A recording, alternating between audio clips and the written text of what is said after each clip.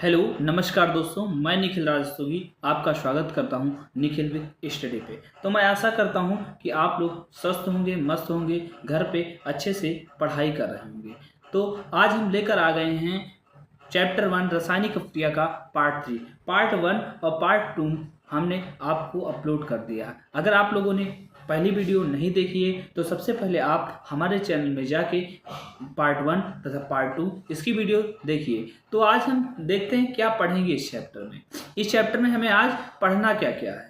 तो इस चैप्टर में आज हम पढ़ेंगे क्या। सबसे पहले आज हम पढ़ेंगे एनसीईआरटी का सॉल्यूशन। रोज रह जाता है तो आज हम एनसीईआरटी का सॉल्यूशन पढ़ लेंगे कि एनसीईआरटी का सॉल्यूशन, और उसके बाद पढ़ेंगे उपचयन तथा अपचयन अपक्रिया क्या होती है, जिसे रेडॉक्स अपक्रिया भी कहते हैं। अगर ये दोनों एक साथ होती हैं तो इन्हें क्या कहते हैं, रेडॉक्स अपक्रिया कहते हैं। उसके बाद पढ़ेंगे विकृति गंधिता क्या होती है, विकृति गंधिता पढ़ेंगे। फिर उसके बाद पढ़ेंगे संक्षारण क्या है और संक्षारण से बचने के उपाय क्या है। तो इन टॉपिक को हम क्लियर करेंगे, लेकिन उससे पहले हम एनसीईआरटी क्वेश्चनों को क्या करेंगे, सोल्यूशन देंगे जो हमारे चैप्टर में है। और चैप्टर के बाद जो एक्सरसाइज है वो अगली क्लास में हम उसे कंप्लीट करवा देंगे। तो आ जाते हैं सबसे पहले क्या, एनसीईआरटी के क्वेश्चन पे। तो एनसीईआरटी के क्वेश्चन हमारे क्या हैं उस पे देखते हैं। तो पहला क्वेश्चन क्या है, वायु में जलाने से पहले मैग्नीशियम रिबन को साफ क्यों किया जाता है। तो इसका क्वेश्चन का आंसर हम अगली स्लाइड में बता दे रहे हैं। तो वायु में जलाने से पहले क्यों रगड़ा जाता है, क्योंकि मैग्नीशियम अत्यधिक क्रियाशील धातु होता है और यह वायु में उपस्थित ऑक्सीजन के संपर्क में आते ही ऑक्सीजन से क्रिया करके मैग्नीशियम ऑक्साइड की एक परत बना लेता है। अतः इस परत को हटाने के लिए Mg की छड़ को वायु में जलाने से पहले रगड़ा जाता है। तो अब आ जाते हैं दूसरे क्वेश्चन पे। दूसरा क्वेश्चन क्या है, तो दूसरा क्वेश्चन अब हमारा क्या है, निम्नलिखित अभिक्रियाओं को संतुलित करना है। क्या करना है, निम्नलिखित अभिक्रियाओं को संतुलित करना है। पहली अभिक्रिया क्या है, हाइड्रोजन और क्लोरीन की क्रिया करके हाइड्रोजन क्लोराइड बनानी। क्या, हाइड्रोजन और क्लोरीन की क्रिया करके क्या बनानी है, हाइड्रोजन क्लोराइड। हाइड्रोजन एक गैस होती है, गैस को दर्शाने के लिए हम क्या करते हैं, गैस को दर्शाने के लिए जी लिखते हैं। क्या लिखते हैं, जी लिखते हैं। और उस पर क्या, क्लोरीन गैस प्रवाहित कर दी। क्या, क्लोरीन गैस प्रवाहित कर, ये भी क्या होता है, गैस होता है। क्या होता है, गैस होता है। जब इन दोनों को मिलाते हैं तो हमें क्या मिलता है, HCl मिलता है। क्या मिलता है, क्या मिलता है, HCl मिलता है। जब हाइड्रोजन गैस पे हमने क्या किया, क्लोरीन गैस को जब प्रवाहित किया, दोनों गैस है और जब दोनों मिले तो क्या, HCl बनाए। HCl बनाए यानी ये क्या होगा, लिक्विड फॉर्म है। लिक्विड फॉर्म के लिए हम किसका प्रयोग करते हैं, AQ का प्रयोग करते हैं। किसका प्रयोग, आप बताएं, इसे संतुलित करो। संतुलित में क्या होते हैं, जितने परमाणु इधर होने चाहिए उतने ही परमाणुओं की संख्या इधर होनी चाहिए। यहाँ H कितने हैं, 1 है। यहाँ कितने हैं, 2 करने के लिए यहाँ क्या लगाएंगे, 2 लगाएंगे। तो H कितने हो गए, 2, बराबर हो गए बेटा। यहाँ Cl कितने थे, 2, यहाँ भी Cl कितने हो गए, 2। तो अतः यह हमारी समीकरण क्या हो गई, बिल्कुल संतुलित हो गई। तो हमें ऐसे ही करना। अब देख लेते हैं दूसरा क्या होता है। दूसरा देखेंगे कि बेरियम क्लोराइड और एल्यूमिनियम सल्फेट, बेरियम क्लोराइड की अपक्रिया कराई जाती है। किसकी, बेरियम क्लोराइड। किसकी, बेरियम क्लोराइड, कौन सी, बेरियम क्लोराइड। बेरियम क्लोराइड की इससे एल्यूमिनियम सल्फेट से अपक्रिया कराई जाती है। सल्फेट एल्यूमिनियम सल्फेट से अपक्रिया कराई जाती है। एक इसमें होता है सॉलिड फॉर्म में होता है, एक इसमें होता है लिक्विड फॉर्म में होता है। तो इसके लिए AQ, लिक्विड के लिए क्या लगाते हैं, AQ लगाते हैं। क्या लगाते हैं, AQ।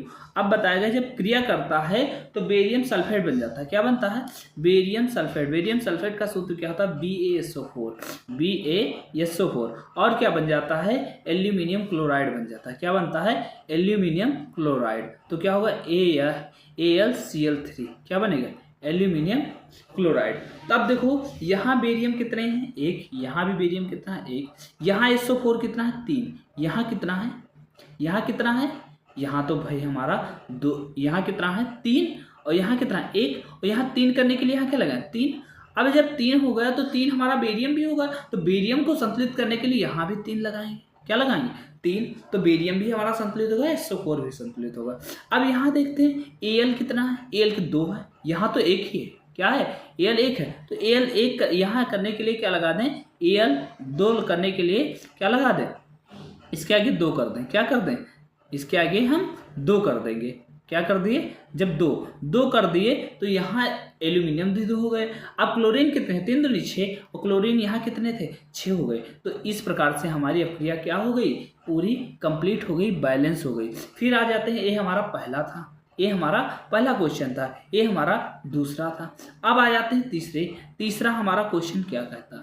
तीसरा क्वेश्चन कहता है कि सोडियम और जल को मिला देने पे, सोडियम और जल को मिला देने पे, तो सोडियम को मिला दिए तो हम आ जाते हैं तीसरे पे। क्या आ जाते हैं बेटा, तीसरे पे आ जाते हैं। तो तीसरा क्या है, सोडियम और जल। जानते हैं सोडियम क्या होता है, हाईली रिएक्टिव होता है, हाईली रिएक्टिव मेटल होता है। जब इसे H2 से अपक्रिया करवाते हैं, क्या अपक्रिया कर तो बड़ा सा धमाका होता है, क्या होता है, धमाका होता है, और क्या बन जाता है, सोडियम हाइड्रोक्साइड। क्या बनता है, सोडियम हाइड्रोक्साइड। कह रहा है सोडियम हाइड्रोक्साइड बन रहा है और H2 गैस निकल रही है, यानी हाइड्रोजन एक गैस होती है। क्या होती है, हाइड्रोजन एक गैस होती है। ये क्या, पहले सॉलिड को H से दर्शाते हैं, लिक्विड को AQ से दर्शाते हैं, और NaOH क्या होगा, एक हमें विलेन मिलेगा, विलेन यानी AQ मिलेगा, और H2 हमारी एक गैस होगी जिसके लिए G का प्रयोग करते हैं। अब देखिए क्या करना है बेटा, बैलेंस कर। यहाँ सोडियम कितना, 1, यहाँ भी सोडियम कितना, 1। अब यहाँ हाइड्रोजन कितने, इस तरफ 2 हैं, इधर कितने हैं, 3। 3 और 2 का ऐसा बनाओ कि दोनों के पहाड़ी में आता है 6। क्या आता है, 6 आता है। क्या आता है, 6 आता है बेटा। तो 6 करने के लिए क्या करोगे, 6 से इधर क्या कर दोगे, गुणा कर दोगे। इधर 6 से गुणा किया तो ऑक्सीजन कितने हो गए, 6। तो यहाँ ऑक्सीजन एक प्रयोग हुआ है ना, सोडियम भी क्या कर देंगे, 6 कर देंगे बेटा। सोडियम भी क्या कर देंगे, 6। तो यहाँ 6 क्या हो गया, 6 हमारे 6 हो गया। तो यानी 6 हाइड्रोजन यहाँ उपयोग हुए। तो 6 जब उपयोग हुए तो हाइड्रोजन कितने हुए, 6 और बच गए।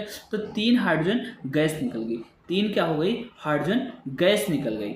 अब इसे, और ये हमारा सिंपल तरीका हो, अगर इसे काटें तो ये किसी से कट रहा है, 3 से कट रहा है, 3 दूनी 6, तो 2Na हो सकता है। और फिर इसे 3 से काटोगे, 3 दूनी 6, कितना हो सकता है, 3 दूनी 6 हो सकता है। फिर इसे 3 से काटोगे, 3 दूनी 6 हो सकता है। फिर 3 से काटोगे, 3 एक 3 हो सकता है, यानी H2O गैस निकल गई। तो हमारा ये संतुलित हो गया कि Na कितने, 2, यहाँ Na कितने, 2, यहाँ H2 कितने, 4, यहाँ भी कितने हो गए, 4, और यहाँ O कितना, 2, यहाँ कितना, यहाँ क्या रहेगा, हाइड्रोजन गैस रहेगा। क्या रहेगा, हाइड्रोजन गैस रहेगा। इसे इरेज करके हम सही से लिख देते हैं कि यहाँ क्या रहेगा, हाइड्रोजन गैस रहेगा। क्या रहेगा, हाइड्रोजन गैस रहेगा।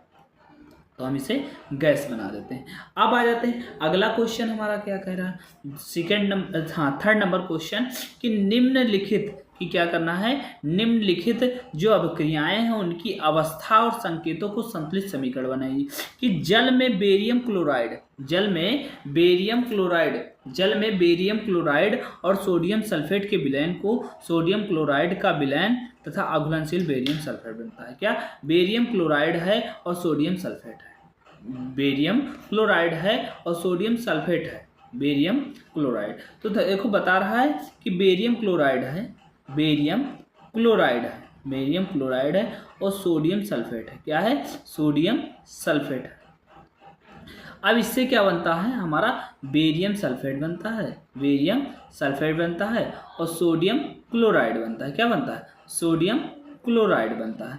अब देखो, अब बताएगा जलीय विलयन को किससे दर्शाते हैं, AQ से दर्शाते हैं। किससे दर्शाते हैं बेटा, AQ से दर्शाते हैं। ए भी जलीय विलयन है तो AQ से दर्शाते हैं। इसका A भी मिलेगा तो जलीय विलयन मिलता है। क्या मिलता है, AQ मिलता है। लेकिन जो NaCl है इसका क्या अवक्षेप मिलता है, NaCl का क्या मिलता है, अवक्षेप यानी सॉलिड में मिलता है। कैसा मिलता है, सॉलिड में मिलता है। अब इसे बैलेंस करना है। क्या करना है, बैलेंस करना। यहाँ Cl कितने हैं बेटा, यहाँ Cl कितने हैं, 2 हैं। यहाँ है 2 हैं। तो यहाँ 2 करने के लिए क्या करेंगे, यहाँ भी 2 लिखेंगे। तो Cl कितने, 2, सोडियम कितने, 2, यहाँ भी सोडियम 2, यहाँ बेरियम 1, यहाँ बेरियम 1, यहाँ सल्फेट का 1, यहाँ भी सल्फेट का 1। तो हमारी बैलेंस हो गई। अब आ जाते हैं इसके ही दूसरे क्वेश्चन पे। दूसरा क्वेश्चन इसमें क्या कह रहा है, दूसरे क्वेश्चन पे आ रहे हैं। तो दूसरा क्वेश्चन हमारा कह रहा है सोडियम हाइड्रोक्साइड का विलयन हाइड्रोक्लोरिक अम्ल के साथ। सोडियम जो हाइड्रोक्साइड है उसे क्या करना है, हाइड्रोक्लोरिक अम्ल, सोडियम हाइड्रोक्साइड लेना है। क्या लेना है, सोडियम हाइड्रोक्साइड। क्या है, सोडियम हाइड्रोक्साइड लेना है। सोडियम हाइड्रोक्साइड का विलयन है उसको HCl से अपक्रिया करा देते हैं। क्या करा देते हैं? HCl से अपक्रिया करा देते हैं। तो हमारा क्या बन जाता है? H2O निकल जाता है। क्या निकलता है? H2O निकलता है और प्लस में क्या बच जाता है? NaCl बचता है। क्या बचता है? NaCl। NaCl क्या होता है? सॉलिड फॉर्म में होता है, इसलिए इसके लिए क्या लिखेंगे? AS लिखेंगे। एक इसमें होता है जलीय विलयन, तो जलीय विलयन के लिए क्या लिखते हैं? AQ लिखते हैं। क्या लिखते हैं? AQ लिखते हैं। फिर देखो HCl हमारा क्या था? जलीय विलयन, तो जलीय विलयन के लिए क्या लिखेंगे? AQ लिखेंगे। NaOH क्या था? जलीय विलयन, तो इसके लिए AQ लिखेंगे। N इधर कितने? 1, इधर N कितने? 1, यहाँ H कितने? 1, यहाँ 2 है, तो 2 करने के लिए यहाँ 2 से गुणा करेंगे, तो यहाँ Cl कितने हो गए? 2। जब यहाँ Cl हो गए 2, तो यहाँ भी Cl 2 करने के लिए 2 से गुणा करेंगे। जब 2 से गुणा करेंगे तो यहाँ कितने हो गए? यहाँ कितने हो गए? 2। तो यहाँ 2 से गुणा करने के लिए हम यहाँ भी क्या करेंगे? 2 से गुणा करेंगे। क्या करेंगे? 2 से गुणा करेंगे। तो यहाँ क्या हो गया? NaOH, यानी NaOH, एक NaOH हो गया, तो H2 हाँ हो गया। तो यहाँ H2O हमारा यहाँ भी किससे करेंगे? 2 से गुणा कर देंगे। क्या कर देंगे? 2 से गुणा करेंगे, तब तो 2 2 4 हो जाएंगे, तो ऑक्सीजन भी 2 हो जाएंगे, तो हमारी अपक्रिया क्या हो गई? संतुलित हो गई। वैसे ही ये अपक्रिया संतुलित थी, लेकिन हमने 2 2 लगा दिया। और वैसे कर दो तो NaOH था, क्या था? NaOH, और यहाँ क्या था? HCl था, और यहाँ क्या था? NaCl। क्या था? NaCl, और यहाँ क्या था? H2O। तो यहाँ H कितने? 2, यहाँ H कितने? 1 2, सही है। Cl कितना? 1, Na कितना? 1, यानी ये अपक्रिया संतुलित थी। ये अपक्रिया देखो सब जगह बराबर आ रहा है, यानी ये अपक्रिया क्या थी? संतुलित थी, पहले से ही संतुलित थी। बस इसे डिनोट करना था, अच्छे से लिख देना था। इसमें ऐसे ही लिख देते तो आपको फुल में फुल नंबर मिलते। ठीक, अब देखो आ जाते हैं अगले नंबर पे। अगला क्वेश्चन क्या कह रहा? अगला क्वेश्चन क्या है? अगला भी प्रश्न खत्म हो गया, ये प्रश्न खत्म हो गया। अब अगले स्लाइड पे आते हैं। अगला स्लाइड हमें क्या कह रहा है? अगला स्लाइड में कह रहा है कि किसी पदार्थ क्या है? यक्स के विलयन। क्या है? यक्स के विलयन का उपयोग सफेदी के लिए। तो सफेदी के लिए हम क्या? बिना बुझा हुआ चूना प्रयोग करते हैं। क्या प्रयोग करते हैं? बिना बुझा हुआ चूने का प्रयोग करते हैं। किसका प्रयोग करते हैं? बिना बुझा हुआ चूना। बिना बुझा हुआ चूना। बिना बुझा हुआ चूना। तो यक्स क्या हो गया? बिना बुझा हुआ चूना हो गया। इसका नाम क्या होगा? बिना बुझा हुआ। बिना बुझे हुए चूने का सूत्र क्या होता है? CaO, यानी कैल्शियम ऑक्साइड। क्या होता है? Calcium oxide. क्या होता है? कैल्शियम ऑक्साइड होता है बेटा। क्या होता है? कैल्शियम ऑक्साइड होता है, बिना बुझा हुआ। इसे कली चूना भी कहते हैं। क्या कहते हैं बेटा? कली चूना भी कहते हैं। क्या कहते हैं? कली चूना भी कहते हैं। अब ऊपर में बताया गया है कि यक्स की जल के साथ अपक्रिया क्या होगी। तो आपको बेटा आप लोग पढ़ चुके हैं कि यक्स की जल के साथ अपक्रिया क्या होगी, तो उसके हम आपको डिटेल में बताया जा रहे हैं। जैसे हमने CaO की अपक्रिया किससे करा दी? H2O से करा दी। क्या करा दी? H2O से जब हम अपक्रिया कराते हैं, क्या कराते हैं? अपक्रिया, तो हमारा बनता क्या? CaOH2 बन जाता है, कैल्शियम हाइड्रोक्साइड। क्या बनता है? कैल्शियम हाइड्रोक्साइड बन जाता है। तो ये अपक्रिया बन जाती है, यानी जब इससे अपक्रिया कराते हैं तो क्या बन जाती है? एक कैल्शियम हाइड्रोक्साइड बन जाता है। तो ये दोनों आप लिख दोगे तो आप कॉपी कर लो, इसे कॉपी में नोट्स भी बनाते जाओ। अब देखो, परख नली में एकत्रित गैस की दूसरी दोगुनी हो जाती है। क्रियाकलाप का है, तो क्रियाकलाप पढ़ने के बाद ये हो जाएगा। ठीक, अब आ जाते हैं दूसरे पे। दूसरी एक्सरसाइज, दूसरी स्लाइड हमारी क्या? दूसरी स्लाइड में हम क्या पढ़ेंगे? उपचयन तथा अपचयन क्या होता है। क्या? उपचयन तथा अपचयन क्या होता है, यानी रेडॉक्स अपक्रिया के बारे में पढ़ेंगे। क्या पढ़ेंगे बेटा? रेडॉक्स अपक्रिया के बारे में पढ़ेंगे। रेडॉक्स अपक्रिया क्या होती है। देखो बेटा ऊपर थोड़ा सा कट गया है, अगर आपको दिक्कत कोई हो रही होगी तो आप मैसेज कर देना, हम आपकी PDF आपको भेज देंगे। हमने नंबर दे दिया है अपना कि आप इस नंबर पे हमें मैसेज कर सकते हैं, हम आपको बता देंगे। कौन सा? 8299 49 59 38 49 59 38। हम आपको PDF इसकी प्रोवाइड करवा देंगे। तो आपको अगर PDF सही से, तो उस पर लिखा है, ऊपर क्या लिखा है हम आपको बताए दे रहे हैं, उपचयन तथा अपचयन अपक्रिया। तो उपचयन अपक्रिया क्या होती है? तो उपचयन, यदि किसी पदार्थ में ऑक्सीजन की वृद्धि होती है तो उसे उस पदार्थ का उपचयन कहते हैं, और ऐसी क्रिया को क्या कहते हैं? उपचयन अभिक्रिया कहते हैं। जैसे उपचयन, और दूसरी परिभाषा जब आप अगली कक्षा में जाएंगे कि जब कोई पदार्थ अपने इलेक्ट्रॉन दान करता है तो उसे उपचयन तथा ऑक्सीकरण कहते हैं। क्या कहते हैं? ऑक्सीकरण। तो इलेक्ट्रॉन दान करना भी क्या है?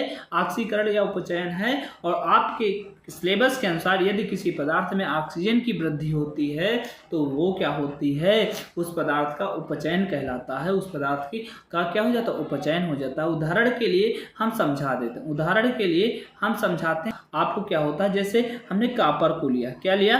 कॉपर लिया। कॉपर कैसा है? सॉलिड होता है। कैसा होता है? सॉलिड। और जब इसकी क्रिया हमने ऑक्सीजन से करवा दिया, क्या करवा दिया? ऑक्सीजन से, तो CuO बना दिया। क्या बन गया? CuO बन गया। तो एक कॉपर की जब हमने इससे क्रिया करवा दी तो CuO बन गया। यानी यहाँ क्या हो रहा है? ऑक्सीजन क्या हो रही है? इस पदार्थ में ऑक्सीजन की क्या हो रही है? वृद्धि हो रही। तो यहाँ क्या होगा? इसका क्या हो रहा है? ऑक्सीकरण हो रहा है या उपचयन हो रहा है। क्या हो रहा है? उपचयन, यानी ऑक्सीडेशन हो रहा है। तो ऑक्सीडेशन हो रहा है। तो आप समझ गए, यानी कॉपर के साथ ऑक्सीजन जुड़ गया, कॉपर के साथ ऑक्सीजन जुड़ गया तो क्या हो रहा है? ऑक्सीडेशन हो रहा है। अब इसे बैलेंस के लिए यहाँ भी 2 लिखेंगे तो यहाँ भी, तो ये क्या हो गई? पूरी तरीके से बैलेंस अभिक्रिया हो गई। क्या हो गई? बैलेंस। अब समझ लेते हैं दूसरा टॉपिक। दूसरा टॉपिक हमारा क्या है? तो जब दूसरे टॉपिक पे आते हैं तो दूसरा टॉपिक है अपचयन। यहाँ हमें लिखना है। एग्जाम्पल कहाँ लिखना था बेटा? यहाँ लिखना था। हम गलती से वहाँ लिख दिए थे तो हम इस गलती को सुधार रहे हैं। तो गलती, तो यहाँ क्या, जब हमने किससे अपक्रिया करवा दी? अपक्रिया किससे करवा दिया? कॉपर की अपक्रिया किससे करवा दी? ऑक्सीजन से करवा दी। ऑक्सीजन को दहन किया तो CuO बनता है। क्या बनता है बेटा? CuO बन जाता है। तो इसी अपक्रिया को क्या बोलते हैं? क्या बोलते हैं? ऑक्सीकरण अपक्रिया या उपचयन। अब आ जाते हैं अगले स्लाइड पे। अगला हमारा क्या है? अपचयन अपक्रिया क्या होती है? सर जी अब बताइए। अपचयन अपक्रिया ऐसी अपक्रिया जिसमें ऑक्सीजन की हानि होती है तो उसे अपचयन अपक्रिया कहते हैं। क्या कहते हैं बेटा? अपचयन अपक्रिया कहते हैं। क्या कहते हैं? जिसमें ऑक्सीजन की क्या हो रही है? हानि हो रही है तो उसे उस प्रकार की अपक्रिया को क्या कहते हैं? अपचयन अपक्रिया कहते हैं। अब आ जाते हैं, अब इसका उदाहरण भी ले लेते हैं। क्या ले लेते हैं? इसका उदाहरण ले लेते हैं। इसका उदाहरण क्या? हाँ, इसका बेटा उदाहरण ले लेते हैं। जैसे हमने CuO को, जैसे हमने क्या किया? CuO को H2O से क्या किया? H2O की प्रेजेंस में हमने उस पर H2 गैस प्रवाहित की। तो यहाँ क्या बन रहा है? Cu अलग हो जाता है और H2O निकल जाता है। यानी यहाँ ऑक्सीजन, यहाँ कॉपर से क्या हो रहा है? ऑक्सीजन क्या हो रहा है? निकल रहा है। ऑक्सीजन क्या हो रहा है? कॉपर से निकल रहा है। यानी ऑक्सीजन, जहां से ऑक्सीजन की हानि हो रही है, जहां से क्या हो रही है? ऑक्सीजन की हानि हो रही है, उसी को तो क्या बोलते हैं? अपचयन बोलते हैं। क्या बोलते हैं? अपचयन। अगर इसे क्या बोलते हैं? यहाँ गलती से लिख गया है रेडॉक्स। रेडॉक्स नहीं होता, क्या होता बेटा? रिडक्शन होता है। क्या होता है? रिडक्शन अपक्रिया। तो ऐसी अपक्रिया जिसमें ऑक्सीजन की हानि होती है तो उसे उसका अपचयन कहते हैं। और इस प्रकार की अपक्रिया को अपचयन अपक्रिया कहते हैं। जैसे कॉपर ऑक्साइड को हम H2 गैस प्रवाहित करते हैं तो कॉपर और H2 बन जाता है। तो इस प्रकार के अपचयन बोलते हैं। अब आ जाते हैं बेटा अगली स्लाइड पे। अगली स्लाइड हमें क्या कहते हैं? रेडॉक्स अपक्रिया क्या होती है? रेडॉक्स अपक्रिया क्या होती है? अब देखो, पढ़ चुके हो। रेडॉक्स शब्द से ही, रेडॉक्स 2 शब्दों से मिला है। Redox RE plus dox. RE का मतलब होता है रिडक्शन। क्या होता है? रिडक्शन। रिडक्शन मीन्स आप पढ़ चुके हो क्या होता है? रिडक्शन मीन्स क्या होता है? अपचयन, यानी ऑक्सीजन की हानि होती है। और डॉक्स का मतलब क्या होगा? ऑक्स का मतलब क्या होगा? ऑक्सीडेशन। क्या होगा? ऑक्सीडेशन। ये D इधर रहेगा, आप कर लेना। तो ऑक्सीडेशन का मतलब होता है उपचयन, यानी ऑक्सीकरण, जहां ऑक्सीजन की वृद्धि हो रही है। यानी ऐसी क्रिया जिसमें रिडक्शन और ऑक्सीडेशन दोनों साथ में होते हैं उसे क्या कहते हैं? रेडॉक्स अपक्रिया। समझ गए साहब कि रेडॉक्स अपक्रिया क्या होती है? जिसमें रिडक्शन और ऑक्सीडेशन दोनों क्या होते हैं? साथ में होते हैं। इस पे आ जाते हैं अगली। अब इसकी परिभाषाओं को हम देख लेते हैं। परिभाषा: ऐसी अपक्रिया जिसमें एक पदार्थ का उपचयन तथा दूसरे पदार्थ का अपचयन होता है, अर्थात एक पदार्थ में ऑक्सीजन जुड़ता है तथा दूसरे से ऑक्सीजन की हानि होती है। तो इस प्रकार की अपक्रिया को रेडॉक्स अपक्रिया कहते हैं, क्योंकि इसमें उपचयन तथा अपचयन दोनों साथ में होती, इसलिए रेडॉक्स कहते हैं। हमने बता दिया रेडॉक्स दो शब्दों से मिलकर, रेड और प्लस ऑक्स। रेड का मतलब है रिडक्शन, रिडक्शन का मतलब क्या होता है? अपचयन, और ऑक्स का मतलब होता है ऑक्सीडेशन, यानी ऐसी अपक्रिया जिसमें उपचयन तथा अपचयन दोनों साथ में, अर्थात एक पदार्थ में ऑक्सीजन जुड़ता है तथा दूसरे में ऑक्सीजन की हानि होती है। तो इस प्रकार की अपक्रिया को क्या कहते हैं? रेडॉक्स अपक्रिया कहते हैं। अब आ जाते हैं इसके बाद, इसको समझाने के लिए इसका एग्जाम्पल ले लेते हैं। एग्जाम्पल में हमने क्या लिया? अभी वाला एग्जाम्पल तुरंत वाला ले लेते हैं। जैसे अभी हमने लिया था कॉपर ऑक्साइड या क्यूप्रस ऑक्साइड भी बोल सकते हो। तो क्यूप्रस ऑक्साइड को जब हमने H2 की प्रेजेंस में क्या किया था? H2 की प्रेजेंस में अभिक्रिया करवाई थी। क्या करवाई थी? H2 की प्रेजेंस में अभिक्रिया करवाई थी। तो हमारा क्या बन रहा था? कॉपर बन रहा था और H2O गैस निकल रहा था। तो बेटा देखो, यहाँ से ऑक्सीजन की क्या हो रही है? हानि हो रही है। क्या हो रही है? ऑक्सीजन की हानि हो रही है। ऑक्सीजन की हानि हो रही है, और जहां ऑक्सीजन की हानि होती है उस अवक्रिया को क्या बोलते हैं? अपचयन अपक्रिया बोलते हैं बेटा। क्या बोलते हैं? अपचयन अपक्रिया बोलते हैं। लेकिन यहाँ क्या हो रहा है? जुड़ रहा है। क्या हो रहा है? जुड़ रहा। और जहां जुड़ता है बेटा वहां क्या हो रही है? यहाँ क्या हो रही है? ऑक्सीजन की वृद्धि हो रही है। क्या हो रही है? ऑक्सीजन की वृद्धि हो रही है। और जहां ऑक्सीजन की वृद्धि होती है, जहां ऑक्सीजन की बेटा वृद्धि होती है, उसे क्या कहते हैं? उसे कहते हैं उपचयन। क्या बोलते हैं? उपचयन। यानी यहाँ उपचयन और अपचयन दोनों अपक्रियाएं साथ में हो रही हैं। दोनों अपक्रियाएं क्या हो रही हैं? साथ में। इसीलिए हमने इसे क्या कहा? इसे कह दिया कि ये रेडॉक्स अपक्रिया, यानी इसमें रिडक्शन तथा ऑक्सीडेशन क्या हो रहे हैं? साथ में हो रहे हैं। फिर आ जाते हैं अगले टॉपिक पे। अगला टॉपिक, अगली स्लाइड हमें क्या है पढ़ेंगे बेटा? सांक्षारण क्या होता है। इससे पहले एक और आपको जो सबसे अच्छा कई बार पढ़े हैं उसका भी लेके समझाया दे जाए। जैसे अपने मैग्नीशियम रिबन को लिए, क्या लिए? मैग्नीशियम रिबन को लिए, और मैग्नीशियम रिबन क्या होती है? ऑक्सीजन से क्रिया कर लेती है। क्या कर लेती है? ऑक्सीजन से क्रिया। तो ये क्या बना लेते हैं? मैग्नीशियम ऑक्साइड बना लेते हैं। क्या बना ली? मैग्नीशियम ऑक्साइड बना लेती है। तो जब मैग्नीशियम ऑक्साइड बना लेती है, यानी इसमें क्या हुआ? ऑक्सीजन की वृद्धि हो रही। तो ये भी तो एक क्या हो गया? ऑक्सीकरण या उपचयन की अपक्रिया हो गई। ऑक्सीकरण या उपचयन की अपक्रिया हो गई। तो इसे भी तो हम कह सकते हैं उपचयन की अपक्रिया हो गई। तो ये भी क्या हो गए? ऑक्सीकरण या उपचयन। तो जहां ऑक्सीजन की, आप लोग अच्छे से समझ गए, जहां ऑक्सीजन की वृद्धि हो रही वो उपचयन है, और जहां ऑक्सीजन की हानि हो रही हो अपचयन है, और जहां दोनों हो रही हो वो सब क्या है? रेडॉक्स अपक्रियाएं हैं, यानी अपचयन अपक्रियाएं हैं। लेकिन इस आ जाते हैं अगले टॉपिक पे। अगले टॉपिक पे हमारा क्या है? तो जब अगले टॉपिक पे आएंगे तो अगला टॉपिक देख लीजिए। अगला टॉपिक क्या है? संक्षारण क्या होता है। अगला टॉपिक क्या है बेटा? संक्षारण क्या होता है। संक्षारण क्या होता है? जैसे जब हम कोई धातु अपने आसपास अम्ल, आर्द्रता तथा वायु के संपर्क में रखते हैं, या जब कोई धातु अपने आसपास अम्ल, आर्द्रता और वायु आदि के संपर्क में आती है तो वह संचरित होने लगती है। क्या होने लगती है? संचरित होने लगती है या गलने लगती है। तो इस प्रक्रिया को धातु संचारण कहते हैं। धातु का संचारण कहते हैं। तो समझ गए कि जब हमारे आसपास कोई भी धातु क्या होता है? नमी के, आर्द्रता या अम्ल वायु के संपर्क में आता है तो वह धीरे धीरे गलने लगता है, यानी संचरित होने लगता है। तो इस प्रकार की प्रक्रिया को क्या कहते हैं? संचरण कहते हैं। जैसे आप लोगों ने देखा होगा कि लोहे को, अगर चमकती हुई लोहे को लाए और बाहर रख दिया, कुछ दिनों के बाद देखते हैं उसे भूरे रंग की परत चढ़ जाती है, और जिससे उस मेटल में क्षति होने लगती है। वो मेटल कमजोर हो जाता है और मेटल गलने लगता है। तो उसे ही तो कहते हैं संक्षारण, उसे ही संक्षारण कहते हैं। यानी साइंस हमारे दैनिक जीवन से ही जुड़ा है। जैसे लोहे में जंग लगना, ये क्या है? संक्षारण है। चांदी के ऊपर काली परत का चढ़ना, ये भी क्या है? संक्षारण है। और तांबे पर हरी है, यहाँ हरी लिखा है, हरी परत का चढ़ना, ये भी क्या है? संक्षारण है। चांदी क्या करता है? जो हमारा क्या है? वायुमंडल है उससे सल्फर से अपक्रिया करके अपने ऊपर काली परत चढ़ा लेता है, और तांबा क्या करता है, कार्बोनेट से अपक्रिया कर लेता है और ऑक्सीजन से अपक्रिया करके क्या कर लेता है, अपने ऊपर हरी परत चढ़ा लेता है।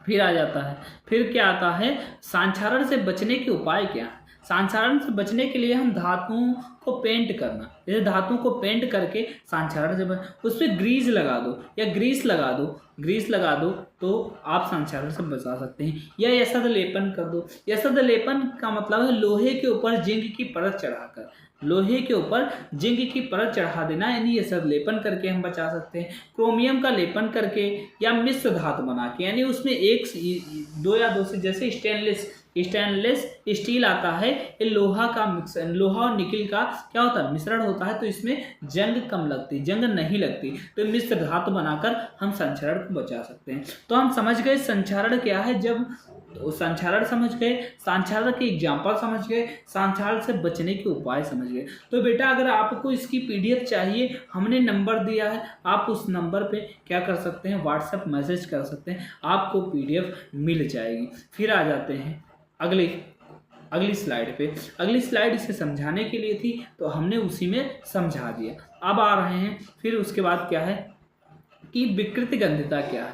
यहाँ विकृति गंध्यता की थोड़ी स्लाइड क्या हो गई, कट गई है, तो आपको अगर कोई दिक्कत होगी तो हमने कहा कि आप हमारे पर मैसेज कीजिए, हम आपको पीडीएफ भेज देंगे। और वैसे आप अगर साथ साथ में पढ़ते रहिए, नोट्स बनाते रहिए, आपको याद हो जाएगा, दोबारा रिवाइज करने में आपको दिक्कत नहीं होगी। जैसे इसमें क्या, जब कोई तैलीय या खाद्य सामग्री को लंबे समय तक रखा जाता है तो उसका स्वाद और गंध में परिवर्तन या बदल जाती है, उसकी स्वाद और गंध जो होती है बदल, अर्थात गंध विकृति हो जाए। विकृति का मतलब बेकार हो जाती है, यानी पहले क्या खुशबूदार थी, अब क्या हो गई, गंध आ रही यानी बदबू आ रही है, तो यानी विकृति हो जाती है। और इसी प्रक्रिया को क्या कहते हैं, विकृति गंध्यता कहते हैं। और इसमें पदार्थ का ऑक्सीकरण, यानी ये ऑक्सीजन से क्रिया करके उसका क्या कर देती है, गंध में परिवर्तन कर देती हैं, रंग में परिवर्तन कर देती हैं, स्वाद में परिवर्तन कर देती हैं। अब विकृति गंध्यता के उदाहरण क्या क्या हैं, जैसे बेटा उदाहरण क्या है, कचौड़ियों को खराब होना है। जैसे कचौड़ियाँ जब खराब हो जाती हैं तो क्या आती है, क्या आती, गंध आने लगती है, उसके स्वाद में परिवर्तन हो जाता है। ऐसे अब कचौड़ियाँ सुनकर आपके मुंह में पानी जरूर आ गया होगा। तो उसके बाद देखिए क्या होते, खुली तैलीय पदार्थ से गंध आना। जैसे कोई खुला तेलीय पदार्थ रख दिए तब भी क्या होता है, 1-2 दिन में खराब हो जाता है और गंध आती है, और उसे खाने के बाद डायरिया हो जाएगी, आप बीमार पड़ जाएंगे। अब देखिए तो इसके बहुत सारे नुकसान भी हैं, इसीलिए अब इससे बचने के उपाय हमारे क्या हैं कि विकृति गंध्यता ना, कोई पदार्थ हमारा खराब ना हो, तो तेलीय सामग्री को वायु रोधी बर्तन में रखें जहाँ वायु ना पहुँच सके। ऐसे बर्तन में रखें जहाँ वायु ना पहुँच, जब ऑक्सीजन पहुँचेगा नहीं तो उससे क्रिया नहीं करेगा तो वो क्या होगी, उसके रंग और स्वाद में परिवर्तन भी नहीं होगा। फिर देखो, चिप्स तथा नमकीनों के पैकेट से ऑक्सीजन निकालकर नाइट्रोजन जैसी अक्रिय गैस भरें, तो इससे भी हो सकता है। और एंटीऑक्सीडेंट मिला दें जिससे ऑक्सीकरण की प्रक्रिया ही रुक जाए, यानी कोई प्रोडक्ट में क्या एंटीऑक्सीडेंट मिला दें जिससे ऑक्सीकरण की प्रक्रिया रुक जाए, तो इससे हम विकृति गंध्यता को रोक सकते हैं। अब देखते हैं बेटा अगली स्लाइड क्या है। अगली स्लाइड खत्म हो गई। तो आप लोगों को देखने के लिए, वीडियो को कंसिस्टेंसी बनाने के लिए धन्यवाद। और आप हमारे चैनल को अगर वीडियो अच्छा लगा हो तो लाइक कर दें और अपने दोस्तों के साथ शेयर कर दें और कमेंट में थम्स अप जरूर लिख दें ताकि हमारा मोटिवेशन बना रहे। अगर आपको पीडीएफ चाहिए तो हमारे इस फ़ोन नंबर पे क्या कर सकते हैं, व्हाट्सएप नंबर पे मैसेज कर सकते हैं। क्या कर सकते हैं, व्हाट्सएप, हमारा फ़ोन नंबर क्या है, व्हाट्सएप नंबर 8299495938। तो आप इस पर मैसेज करके हमसे पीडीएफ ले सकते हैं। धन्यवाद।